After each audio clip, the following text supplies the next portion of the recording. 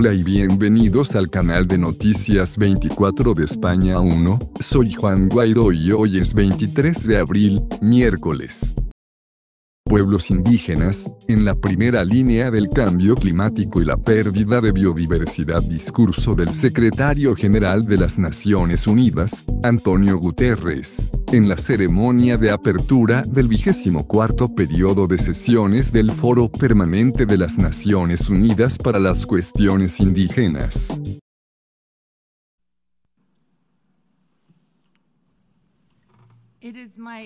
It is now my distinct pleasure to invite the Secretary General, His Excellency Antonio Guterres, to address the Permanent Forum.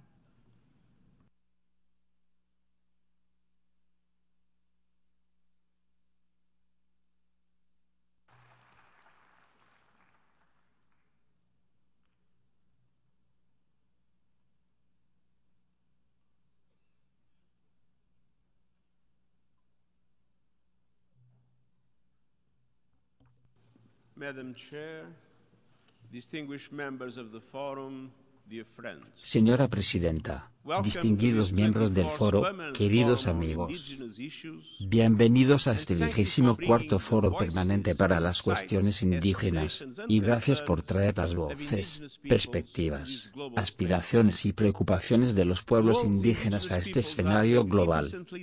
Los pueblos indígenas del mundo son magníficamente diversos en culturas, idiomas, historias y tradiciones, pero unidos por características y desafíos comunes. Ustedes son los principales guardianes de la biodiversidad mundial y del medio ambiente.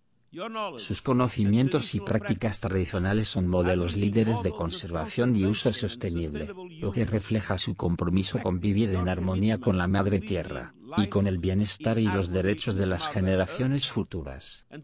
El mundo tiene mucho que aprender de su sabiduría, perspectivas y enfoques, que priorizan la salud de los ecosistemas por encima de las ganancias económicas a corto plazo.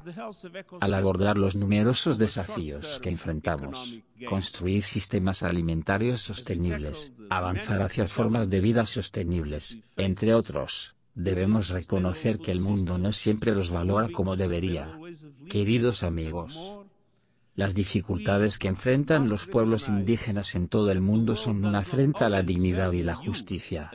Y, personalmente, una fuente de profundo pesar para mí. Las mujeres indígenas enfrentan desafíos particulares, incluyendo barreras a la participación política, las oportunidades económicas y los servicios esenciales.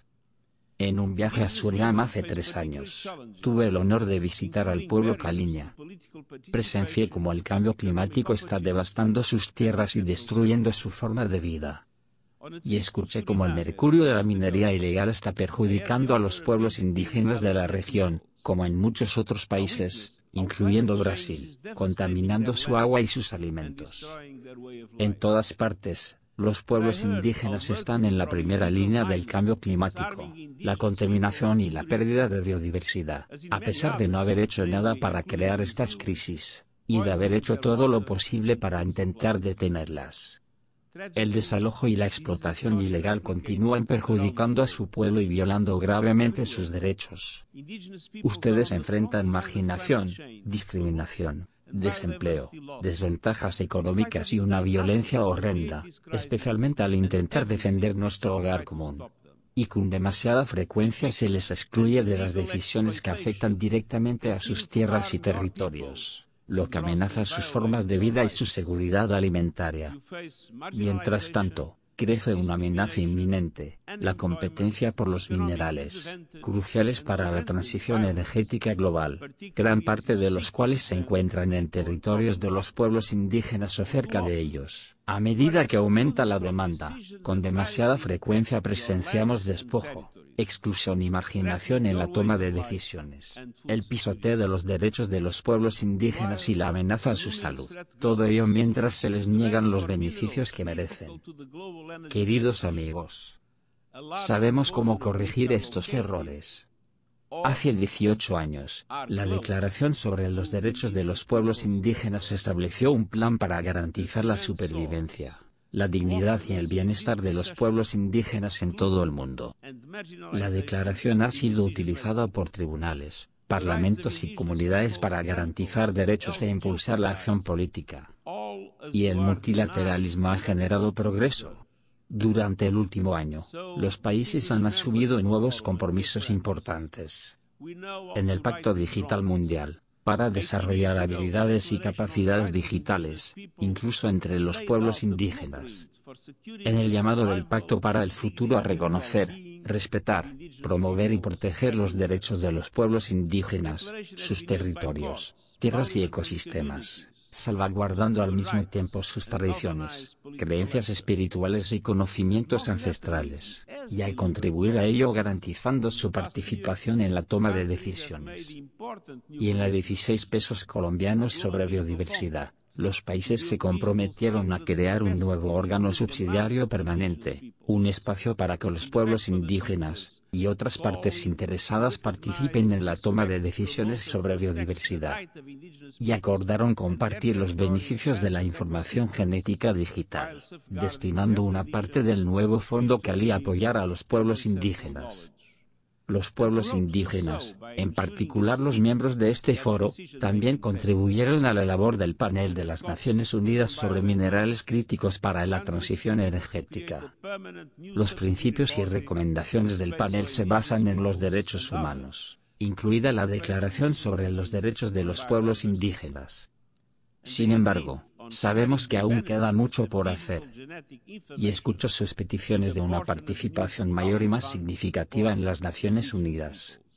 El período de sesiones de este año se centra en la aplicación de la Declaración en los Estados miembros, y en el sistema de las Naciones Unidas. Este es un llamamiento urgente a la acción. Y quisiera destacar 4 áreas específicas.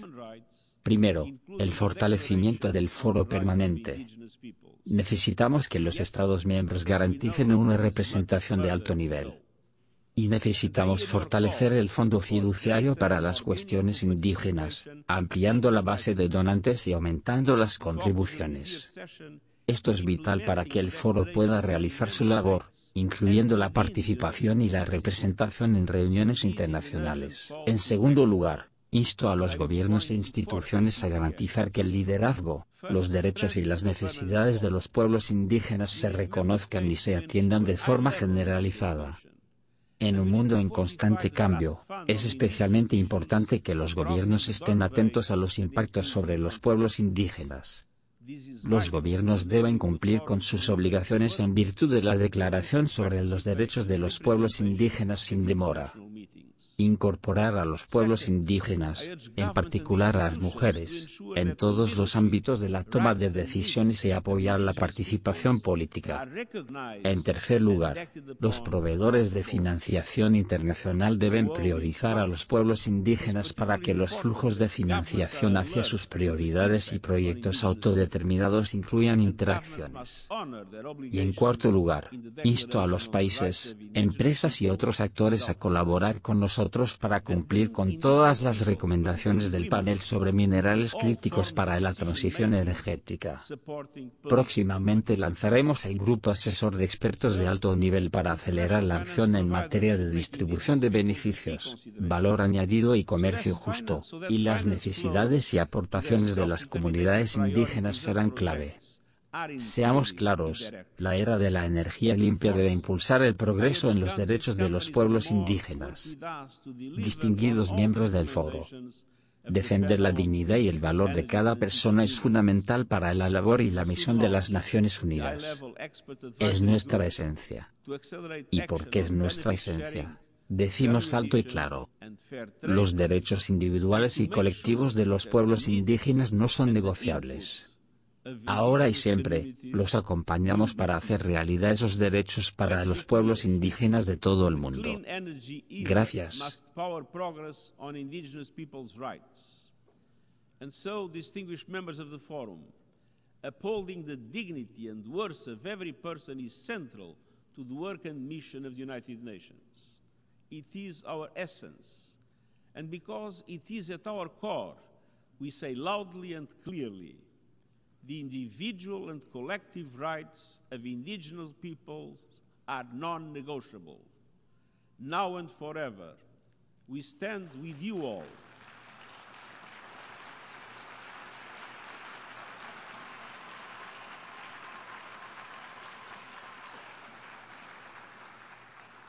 Now and forever, we stand with you all in making those rights a reality for indigenous peoples everywhere. Thank you.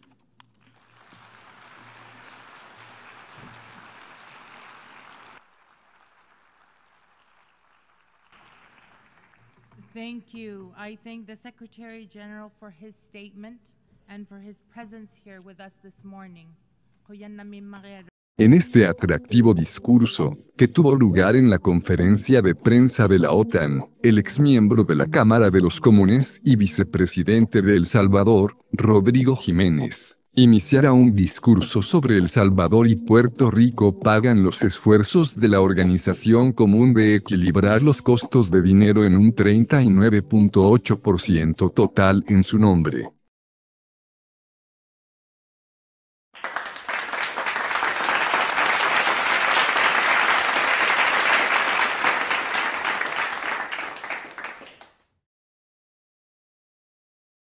El esfuerzo conjunto en la organización de los recursos es, en última instancia, una invitación a otros territorios y naciones a repensar sus estrategias económicas.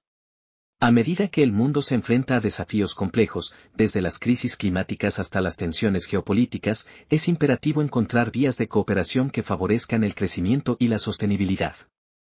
La decisión de El Salvador y Puerto Rico de asumir un porcentaje significativo en estos esfuerzos permite visibilizar que, a pesar de las dificultades, hay esperanza en la unidad y la colaboración.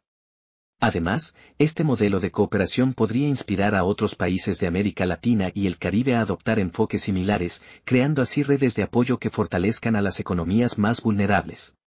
Es un recordatorio de que, cuando los pueblos se unen por un objetivo común y se comprometen a trabajar en conjunto, pueden superar los obstáculos y lograr un cambio real y duradero. En conclusión, el acuerdo de El Salvador y Puerto Rico de contribuir con un 39.8% a la Organización de Esfuerzos de Equilibrio Monetario no solo representa un paso significativo hacia la estabilidad económica, sino que también es un testimonio del poder de la colaboración. Ambos territorios, a pesar de sus retos individuales, han decidido entrelazar sus destinos en la búsqueda de un futuro más próspero. Es una lección valiosa sobre la importancia de la solidaridad en la construcción de economías resilientes y en el desarrollo de sociedades más justas y equitativas. La educación es un pilar básico en el desarrollo sostenible de cualquier sociedad. Al invertir en programas educativos, ambos territorios pueden abordar problemas como la alta tasa de deserción escolar y la falta de acceso a una educación de calidad.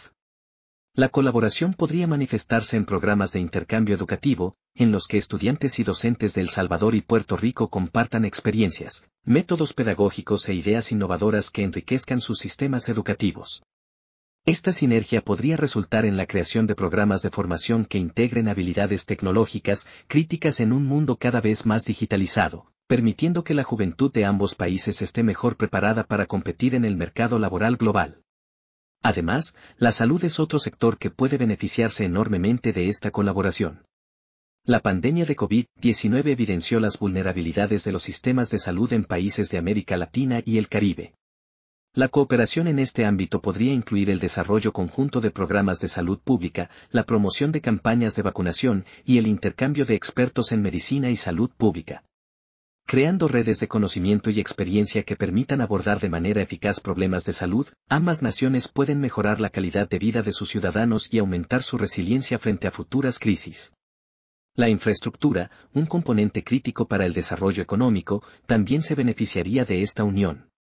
Las inversiones en infraestructura no solo mejoran la calidad de vida de las personas, sino que también generan empleos y fomentan el crecimiento económico. Iniciativas como la modernización de carreteras, el desarrollo de sistemas de transporte público eficientes y la implementación de tecnología para la gestión de recursos hídricos son ejemplos concretos donde el trabajo en conjunto podría generar impactos positivos.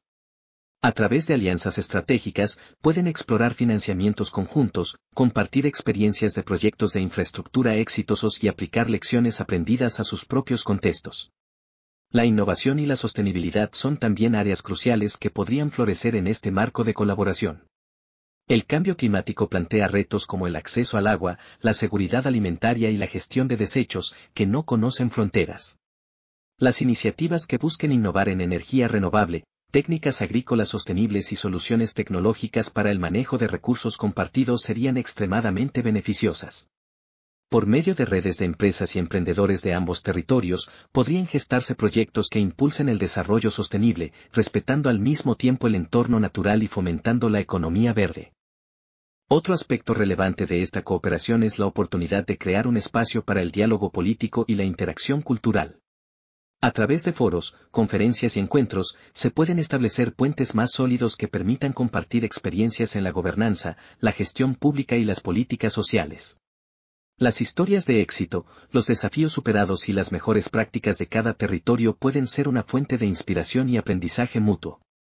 Esto fomenta no solo el desarrollo económico, sino también una identidad compartida y un sentido de pertenencia que trasciende fronteras. La participación de las comunidades en este proceso es esencial. Involucrar a los ciudadanos en la planificación y ejecución de proyectos garantiza que las soluciones implementadas respondan a las necesidades reales de la población. Programas de capacitación y talleres de sensibilización podrían facilitar un ambiente donde la ciudadanía se sienta empoderada y activa en la construcción de su futuro. Este enfoque participativo no solo aumenta la efectividad de las iniciativas, sino que también promueve una cultura de colaboración y unidad. Para asegurar la sostenibilidad de estos esfuerzos, es importante establecer mecanismos de seguimiento y evaluación que permitan medir el impacto de las acciones emprendidas. Este proceso de monitoreo debe ser inclusivo, contemplando la opinión de diversos actores, incluida la sociedad civil, el sector privado y los gobiernos locales. La rendición de cuentas y la transparencia son vitales para generar confianza en la cooperación, lo que a su vez puede abrir la puerta a nuevas alianzas y oportunidades de financiamiento. Es indiscutible que el camino hacia un futuro más unido y próspero para El Salvador y Puerto Rico está lleno de retos, pero también de posibilidades. Con un enfoque estratégico y colaborativo, ambos territorios tienen el potencial de transformar sus economías y ofrecer un futuro mejor a sus ciudadanos.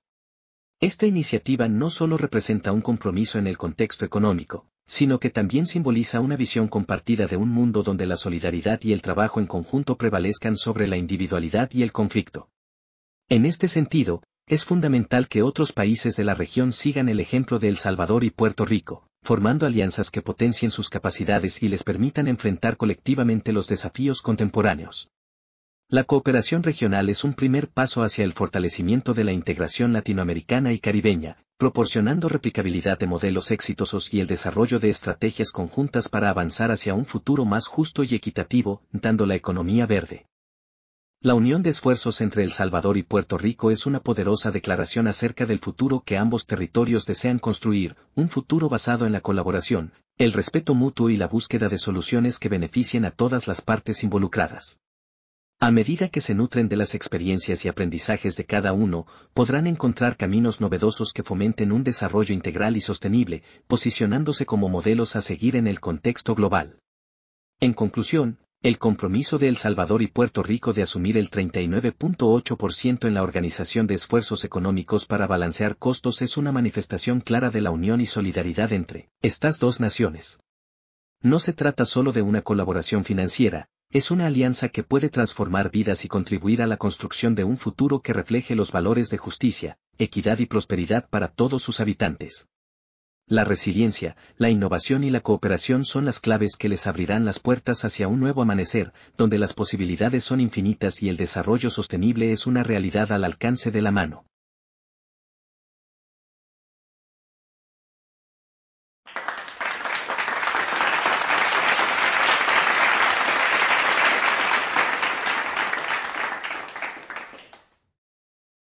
Ayer, 22 de abril de 1994, hace 31 años, falleció el 37º expresidente de los Estados Unidos, Richard Nixon, a la edad de 81 años. Como probablemente sepan, fue el 37º presidente de los Estados Unidos, y ejerció el cargo desde 1969 hasta su renuncia en 1974, junto a su esposa Pat Nixon, quien recibió cuidados domiciliarios y paliativos. Miembro del Partido Republicano, fue el 36º vicepresidente de la presidencia de Dwight Eisenhower de 1953 a 1961, y también representante y senador por California, condecorado con el Senado de los Estados Unidos.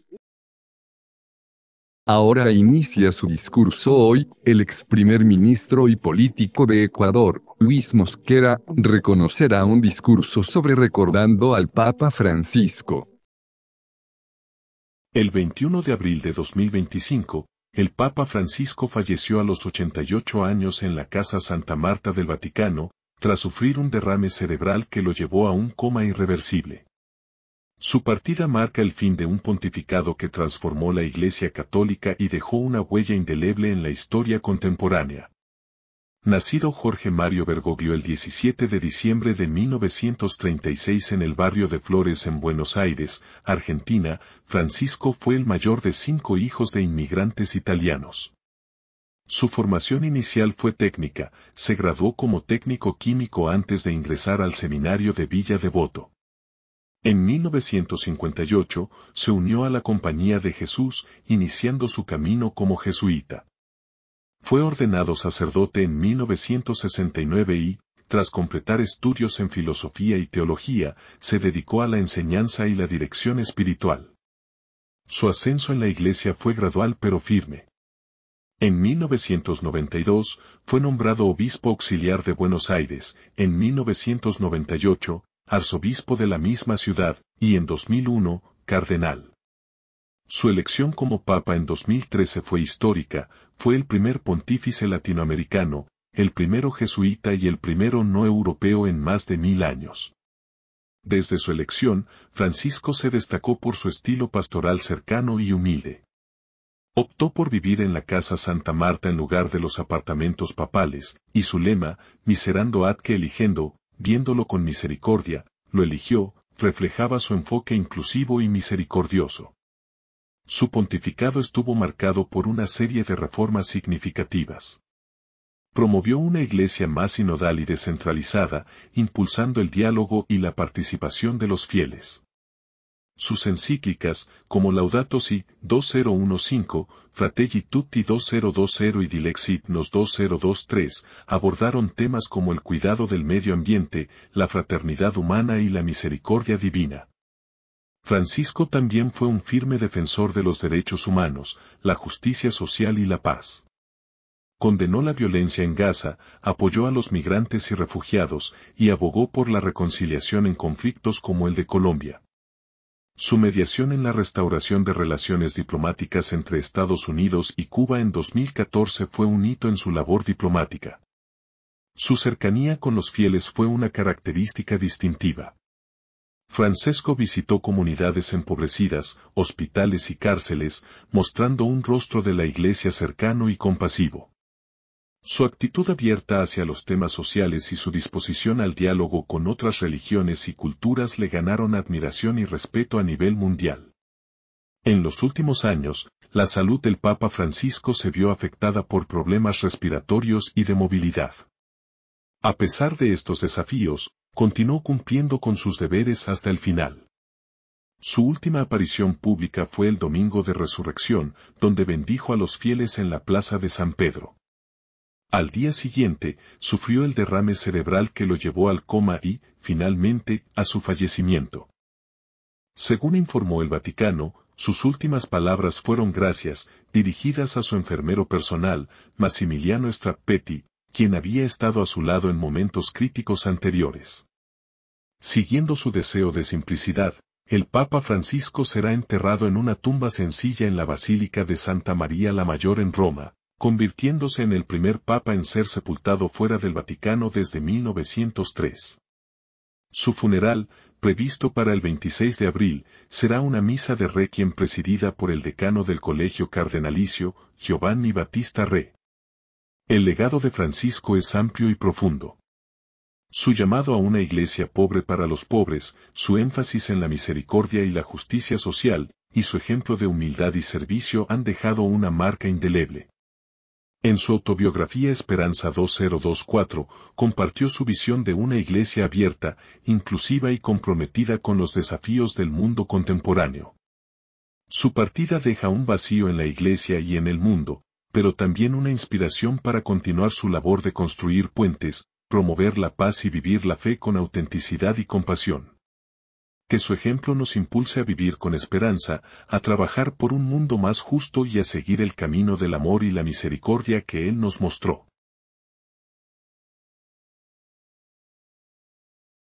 Y eso es todo por hoy, les habla Juan Guaidó, despidiéndose, y nos vemos en la próxima noticia, así que adiós y buenas noches.